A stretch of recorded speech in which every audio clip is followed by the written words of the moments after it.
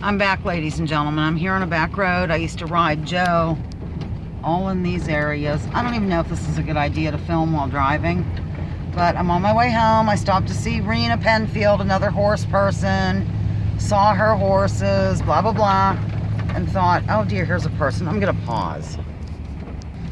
I didn't realize I had the camera light on, but okay. We're approaching where Joe used to live. Okay, you can't hear that. We're approaching where Joe used to live. We're gonna come down here, across the railroad tracks, and I'll show you where Joe the Pony lived since 1998 until he died in 2013, and then prior to that he lived up the road. Checking for trains, ladies and gentlemen. Edna's pretty dirty in here. I forgot to tell you on that last video of Dancer. I was, what would you call it, stampeded by a rooster. A rooster had me trapped in that round pen area, whatever, the corral, whatever you want to call it. I'm going to call it the ring. It was very frightening. I was afraid of the rooster. He was coming after me, and then when I stopped, he'd look at me and squirrel. Okay, this is where Joe used to live. There's all the pasture. I'm just going to keep filming.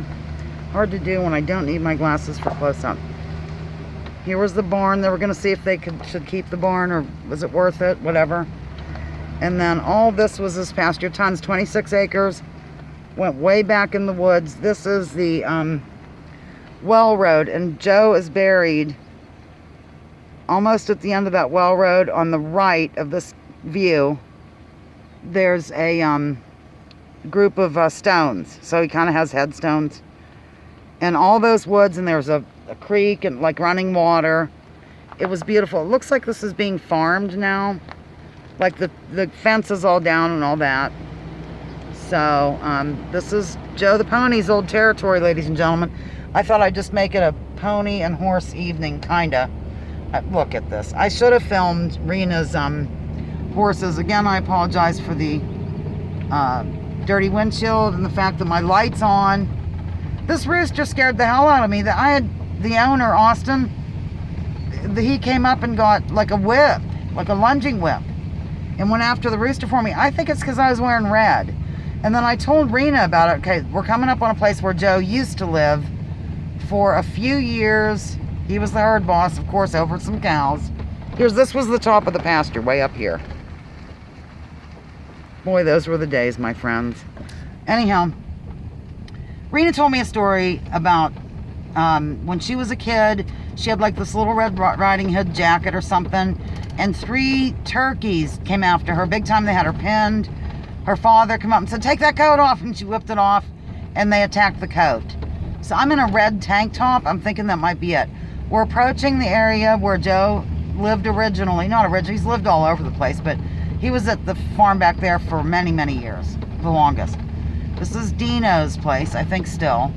And at this point, Joe was the herd boss over a bunch of cows. If horses need companionship, it's ideal to have another equine, but if you can't, the cows will fill in. And they sure did. So I'm going to kind of stop the van here. I might even get out for a better view. This is a very lovely place, actually. I'm going to pause. People are going to think I'm crazy, because I am. Somebody's going to come out and say, there's some weird woman filming. There's a pond there for their drinking pleasure. And there was a pasture, and they just ran in and out of that shelter. And they really enjoyed having them here, but the guy died. And then the son wasn't sure whether he should have horses here, so we moved him down the road. And then he would have been okay if we would have kept him here in the end, but they had a great life down that road. I can't complain. Here's Edna. There's a trail back in there we used to ride on. It's pretty nice. Just the area up here. I remember running Joe up the side of that field. I'm pausing. I'm filming again as I drive off, so yeah. Fun times. Very fun times. It's very sad for me to drive here. I don't do it a whole lot because, you know, my pony's buried back there. Look at that. That says shop small. It's a reflection. I'm sorry about Edna being dirty and whatnot, but these are dusty roads.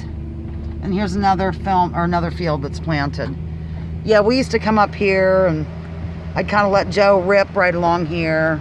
He knew where I ran him and all. He was a great pony. I really was bonded with him or joined up or whatever the hell you want to call it. All right, I'm going to sign off, ladies and gentlemen, here on Lounging with Lisa, the video series that has me lounging while coming at you with thoughts of the day. Please drop those political identities. Focus on issues or something else altogether. Leave labels at the door. Research before you judge. Remember, war is a racket. Don't take my word for it. Check out General Smedley Butler or just ask this moose.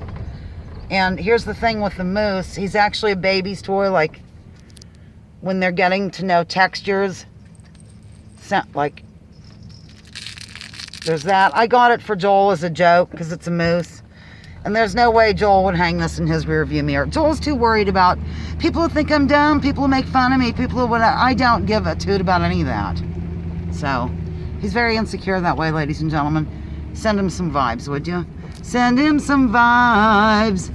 He's a nervous wreck. Send him some vibes. There's Keene Road. There might be some deer out. One never knows. I already saw some. All right, over and out. Bye.